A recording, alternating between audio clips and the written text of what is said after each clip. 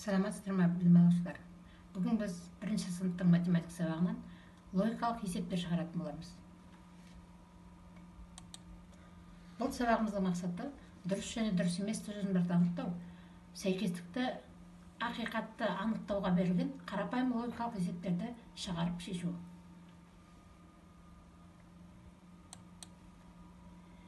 Кейбір логикалық есептерді қадам-қадаммен шығаруға болады. Ол үшін есепті бөліктерге бөлу керек және әрбір бөлікті жеке шығару қажет. Сен осылай есептің жауабын табатын боласың. Ендеше бірінші тапсырмаға назар аударайық. Ақ, қара, сары күшіктер нөмір бірінші, екінші, үшінші үйшіктерге тұрады. Бірінші және екінші үйшіктегі күшіктер қара емес. Ал ақ күшік бірінші үйшікте тұрмайды. Күшіктер қай үйшікте тұрады? Міне осы бойынша есеп шығарайық. Сендер мына кестені көріп отырсыңдар.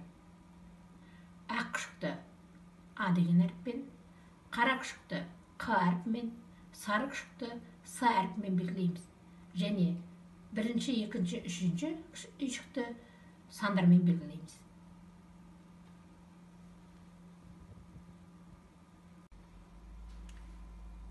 Жаңа айтқан есепті логикалық есептерді қадам-қадаммен шығаруға болады. Бұл есептің тапсырмасы бойынша бірінші қадамда біз нөмірі бірінші және екінші үйшіктердегі күшіктер қара еместігін білдік. Демек, қара күшік қайда тұрады?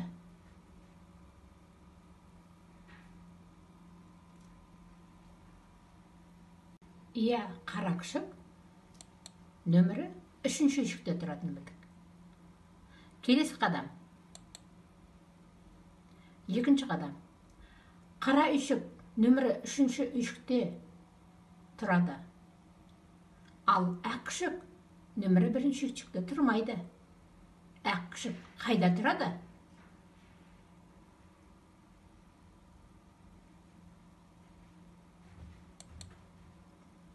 Ақ күшік нөмірі екінші үйшікте тұрады.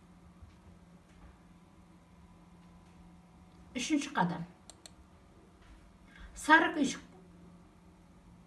күшік қайда тұрады?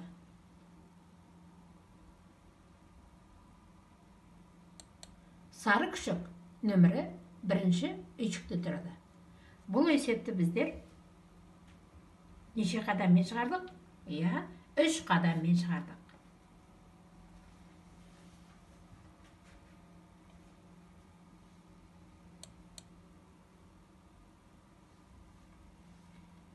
Келесі есеп. Суреттен сіздер дөңгелектер көріп отырсыздар. Ендеше осы дөңгелектер нешеу екен? Санайық.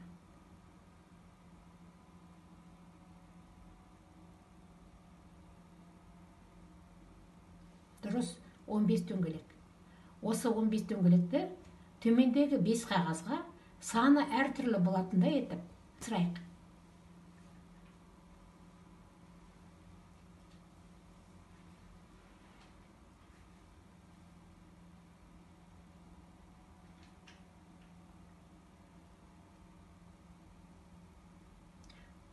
Дұрыс жауабы.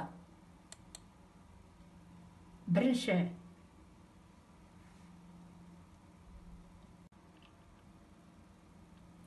Келесі есебіміз отбасы туралы. Отбасында Нұралы, Тимур және Айша деген 3 бала бар. Олардың жастары 5-те, 8-де, 10-да. Егер Айша балабақшаға барса, онда Нұралы Тимурдан үлкен болса, балалар неше жаста? Бұл есепті біздер қадам-қадаммен шығарайық. Айша балабақшаға барса, нешеде деп ойлайсыңдар?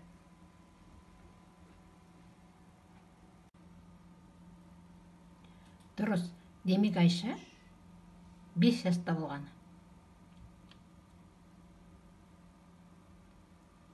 Ал Нұралы Тимурдан үлкен болса ше, Сонда Нұралы неше жаста болады деп ойлайсыңдар? Нұралы 10 жаста. Нұралы 10 жаста, Айша 5 жаста болса, Тимур неше жаста? Дұрыс, Тимур 8 жаста болған. Жақсы шығардыңдар балалар. Тағы да логикалық есепті орындап көрейікші. Мына тапсырманы бәріміз оқиық. Ардақтың туған күніне 3 туысы келді. Олар Әли, Сәуле, Жұлдыз. Жұлдыз Әлиден ерте келді. Ал Сәуле болса, ең соңында келді. Сұрақ: ең бірінші кім келді? Ойланайық. Бұл есепті де кезең-кезеңмен шығарамыз. Есептің шарты бойынша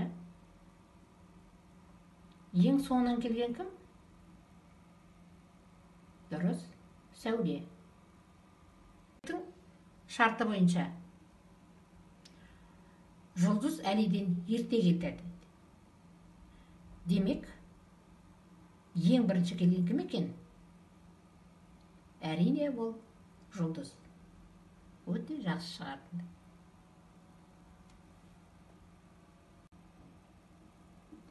Мына есепті өздерің ойланып шығарып көріңдер.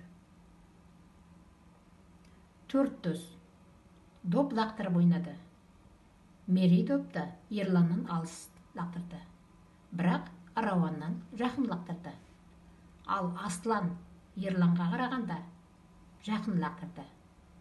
Балалардың допты бәрінен қайсысы алыс лақтырды? Кім бәрінен допты жақын лақтырғанын өздерің ойланып шығарыңдар.